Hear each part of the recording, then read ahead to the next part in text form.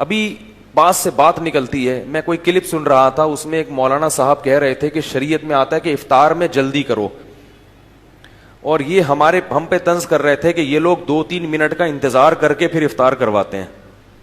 بھائی نقشے میں ٹائم لکھا ہوا ہے کہ 7:16 یا 17 ایک مثال ہے, تو ہم کیا کہتے ہیں کہ 16 منٹ کے بجائے کتنے کب کرو, 20 منٹ, 2 منٹ کم سے کم 2 منٹ کی, بہتر تو یہ کہ 3 منٹ کی احتیاط ہو, ورنہ کم از کم کتنی ہے 2 منٹ کی. اس لیے میں کئی دفعہ کہتا ہوں کہ 7:16 ہوتے ہیں اور ادھر اذانیں شروع ہو جاتی ہیں, اذانوں پہ روزہ افطار کرنا جائز نہیں ہے, 2 منٹ کی احتیاط کرنا ضروری ہے. اس کے خلاف ایک صاحب نے بیان دیا, ایک مولوی صاحب نے, کہ حدیث میں آتا ہے جلدی کرو, ساری بخاری مسلم کی حدیثیں افطار میں جب تک تم جلدی کرو گے تم اللہ کے محبوب. اور ارے بندو, یہ حدیثیں ہمارے خلاف فٹ ہی نہیں ہوتی ہیں.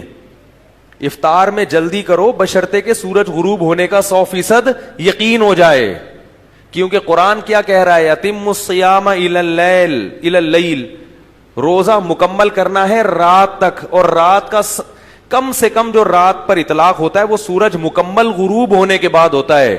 تو سورج مکمل غروب ہو جانے کا انتظار کرنا, یہ کہاں سے ثابت ہے؟ قرآن سے ثابت ہے یہ.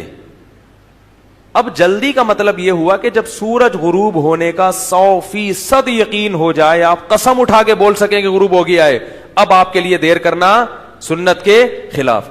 7:16 اگر نقشے میں لکھا ہے تو اس کا یہ مطلب نہیں ہوتا کہ 7:16 ہی پر سورج غروب ہوگا. یہ یعنی ایک تخمینہ ہوتا ہے, اندازہ ہوتا ہے, 100% یقینی کیلکولیشن نہیں ہوتی. وہ صاحب یہ بھی کہہ رہے تھے کہ تو سائنسدانوں نے بڑی محنت سے بیٹھ کے ایک ڈیزائن کیا ہے کہ وہ 100% یقینی ہوتا ہے. نا, یہ یقینی کیسے یقینی نہیں ہوتا, میں آپ کو بتاؤں. آپ کو پتا ہے کہ سائنسدان وقت کو تھوڑا بہت آگے پیچھے بھی کرتے ہیں.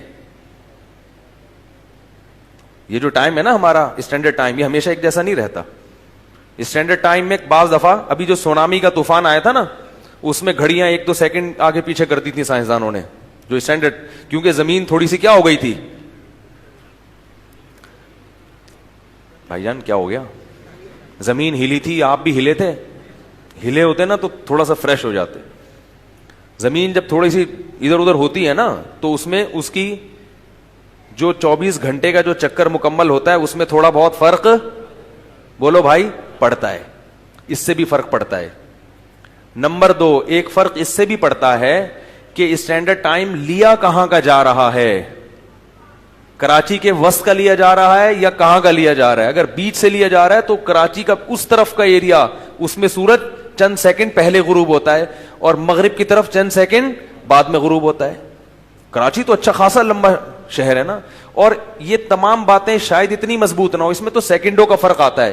سب سے مضبوط بات یہ ہے کہ ہم جب سورج کو دیکھتے ہیں نا کہ سورج غروب ہو رہا ہے, تو اصل میں شریعت نے مدار رؤیت پر رکھا ہے کہ تمہیں دیکھنے میں لگے کہ سورج غروب ہو چکا ہے. بعض مرتبہ فلکیات کی روح سے سورج غروب ہوتا ہے لیکن مشاہدے میں غروب نہیں ہوتا. کیوں؟ مغرب کی طرف جو کثافتیں ہوتی ہیں نا, دھول مٹی, وہ سورج سے آنے والی کرنوں کو موڑ دیتی ہیں اور سورج ہمیں اوپر دکھائی دیتا ہے.